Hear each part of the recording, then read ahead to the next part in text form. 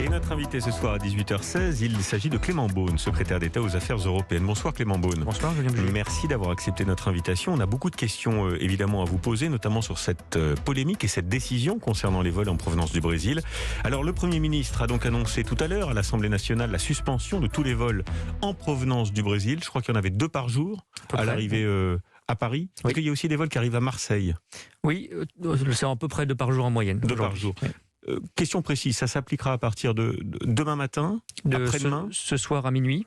Oui. À partir de ce soir, il n'y aura plus de vol jusqu'à nouvel ordre, comme l'a indiqué le Premier ministre. Oui. Donc le temps de faire les évaluations de la situation sanitaire pour se protéger. C'est une mesure d'urgence et de précaution. Et donc il y a eu un dernier vol, je crois, cet après-midi, et il n'y aura plus de vol après. Que prévoit le protocole pour les ressortissants français qui voudraient évidemment rentrer à la maison? Vous avez bien fait de le dire, parce qu'on a toujours des inconvénients dans toute option. Oui. Il n'y a pas de solution miracle. Oui. Et donc, quand on suspend des vols, c'est aussi pour ça que jusque-là, on était sur une logique de motif impérieux, qui était un tout petit peu plus flexible. Eh bien, il y a la question de nos ressortissants, qui ont d'ailleurs le droit constitutionnel de rentrer sur le territoire. Quarantaine ou pas? Et donc pour eux, pour l'instant, on va travailler sur des solutions un peu ad hoc, de retour, par des vols spéciaux par exemple, quand il y a une justification. Il ne s'agit pas évidemment d'avoir des liaisons touristiques, mais un de nos ressortissants français a le droit de revenir sur le territoire national, c'est comme ça. Et donc, on organisera des solutions ad hoc dans les prochains jours aussi, avec des précautions sanitaires, notamment le fait d'avoir toujours un test PCR négatif pour rentrer sur le territoire national. Oui, c'est la pression médiatique, sanitaire aussi, parce que c'est vrai qu'on a vu depuis 24 heures beaucoup de scientifiques, d'épidémiologistes alerter dans les médias sur la nécessité de prendre cette décision. C'est ça qui a accéléré le calendrier? Oui, bien sûr, il ne faut pas faire les choses de manière précipitée, mais il faut agir vite. Oui. Et là, il y avait des avis scientifiques qui nous alertaient, M. Delfrécy, M. Salomon, d'autres, qui nous ont dit il faut regarder ce qui se passe, parce qu'il y a une situation sanitaire dont on sait depuis quelques temps. On a un peu tardé, un peu trop tardé. Non, je ne crois pas. Regardez, quand il y a une Par rapport à certains de nos voisins, la Grande-Bretagne par exemple, qui a mis en place l'arrêt des vols il y a déjà de nombreuses semaines. On avait déjà, depuis fin janvier, une politique très restrictive. On avait imposé un motif impérieux pendant un certain moment, même pour les ressortissants français. Oui. Le Conseil d'État nous a dit que ça n'est pas légal, donc on a dû trouver des solutions pour nos ressortissants. Et je le précise, il n'y avait pas de laxisme jusqu'à aujourd'hui. Pour rentrer en France, il fallait un motif impérieux quand on n'était pas français. Et un PCR négatif. Et un PCR négatif. Donc, et une attestation sur l'honneur. Bon, c'est peu de choses, mais en plus. Donc on ne laissait pas rentrer des gens qui n'étaient pas testés avant l'embarquement. Est-ce que vous demandez ce soir, Clément Beaune, pour être tout à fait clair, est-ce que les autres pays européens qui ne l'ont pas encore fait prennent la même décision? Parce que maintenant, c'est ça la question. On peut rentrer par Bruxelles, on peut rentrer par éventuellement l'Espagne, donc on peut toujours arriver sur le territoire national français en provenance du Brésil. Il faut une harmonisation européenne? Il faudrait, pour être très honnête. On a considéré, moi j'ai fait avec Olivier Véran un certain nombre de démarches auprès de nos homologues européens ces dernières heures, ces derniers jours, pour essayer d'avoir la plus grande harmonisation. Maintenant, il y a un choix entre agir vite et essayer d'obtenir une solution à 27 qui, honnêtement, pragmatiquement, n'est pas à portée de main. Et donc, on a regardé avec quelques pays, ceux qui avaient le plus d'arrivées du Brésil, notamment l'Espagne, le Portugal. Ils ont pris cette décision aussi.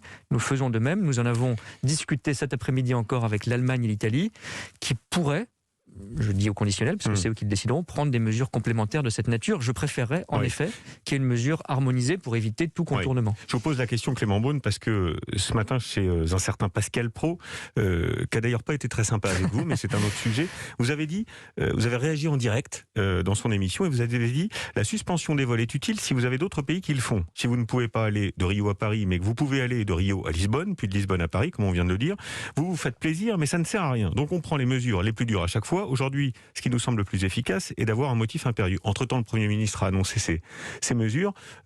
Donc on est dans un entre-deux, là. Écoutez, il y a toujours des inconvénients à toute mesure. Moi, je le dis très sincèrement. On adapte à la situation nos mesures. Là, je crois qu'il fallait durcir, parce que la situation, le temps de regarder vraiment la situation sanitaire, elle l'exigeait. Et j'ai pris l'exemple du Portugal, qui a suspendu ses vols. Je n'ai pas pris l'exemple au hasard, parce que l'Espagne et le Portugal, c'est les pays où il y a traditionnellement le plus d'arrivées d'Amérique latine, et notamment du Brésil. Donc, ce n'est pas une mesure de protection absolue. On devra faire des contrôles, notamment ces fameux tests PCR, mais ça restreint encore l'accès à notre territoire. Et je crois que dans la situation qu'on vit, où il y avait une inquiétude de l'opinion et une inquiétude scientifique cumulée, nous devions prendre cette mesure. Mais Clément Beaune, je vais quand même insister un peu et me faire le porte-voix l'inquiétude et de l'incompréhension de beaucoup de Français qui se disent, on nous a dit qu'à 27 on était plus fort et qu'on prenait des décisions harmonisées. Et sur plein de sujets, on y reviendra tout à l'heure sur les vaccins, on voit que c'est un peu chacun dans son coin. Comment est-ce que ça se fait qu'on n'arrive pas à prendre une décision comme un seul homme pour fermer les frontières avec le Brésil quand il en va de la vie de nos concitoyens? Mais parce qu'il n'y a pas d'Europe de la santé. Oui. Je le regrette. Mais d'ailleurs, il faut qu'on soit cohérent. On en tirera sans doute un certain nombre de leçons après cette crise, même si on essaie d'ores et déjà d'améliorer les choses. Mais il faudra être cohérent. Ceux qui nous disent souvent l'Europe décide trop de choses, Bruxelles, entre guillemets, nous impose des choses, s'ils veulent qu'on harmonise, il faut accepter qu'on décide plus de choses au niveau européen. Moi, je suis favorable dans certains domaines à ce qu'on le fasse. Je pense aux vaccins notamment, parce qu'on est plus fort dans un certain nombre de négociations. Peut-être sur les frontières aussi. Mais vous voyez qu'on cherche toujours cet équilibre entre une autonomie nationale, qui parfois est justifiée. On ne va pas demander à l'Europe de gérer l'ouverture des écoles, de gérer l'ouverture des cinémas ou des théâtres. Ce serait absurde. Ou nos hôpitaux. En revanche, en matière de santé, la question des frontières, je pense que oui, c'est un sujet dans lequel on devra, le plus vite possible, avoir une vraie compétence européenne pour décider. Surtout quand il s'agit d'une zone extérieure à l'Europe. Ce que vous évoquez, ce sont des compétences nationales. Chacun a son école, chacun a sa sécurité, chacun a son autorité qui lui est propre. Mais là, on parle d'une zone extérieure pour rentrer dans l'Union européenne. On a heureusement, quand vous regardez la situation, on insiste sur des petites différences. Je rappelle que parfois, il y a des différences de cette nature au sein même d'un pays. En Allemagne, vous n'avez pas les mêmes mesures sur les écoles d'une région à l'autre, par exemple. Donc, regardons toute la situation. Et puis, juste comme là-dessus, sur les pays hors Schengen, depuis mars 2020, il y a des degrés et des modalités. Mais la règle, c'est qu'on ne rentre pas en Europe, et ça, c'est une mesure coordonnée, avec quelques exceptions, mais c'est une mesure coordonnée entre tous les pays européens. Et le principe, c'est quand même celui de la fermeture à l'égard du hors-Europe par les Européens. Bon, j'insiste, Clément Beaune, parce que la question se posait évidemment aussi sur les vaccins. Sur le vaccin Sputnik, je voudrais commencer par ça brièvement. Thierry Breton, commissaire européen, monsieur vaccin européen, a balayé il y a quelques semaines d'un revers de main en indiquant sur le plateau de TF1 que nous, les Européens, nous n'avions pas besoin de ce vaccin. Dont acte, même si on peut en douter vu la lenteur des livraisons. Et voilà que les Allemands, dans leur coin, disent être en discussion pour en acquérir s'il est validé par les autorités sanitaires. Et on apprend que la Bavière, plus grande région du pays, a annoncé avoir négocié un contrat préliminaire en vue de recevoir 2,5 millions de doses du vaccin russe. Alors là, c'est pareil, on marche un peu sur la tête.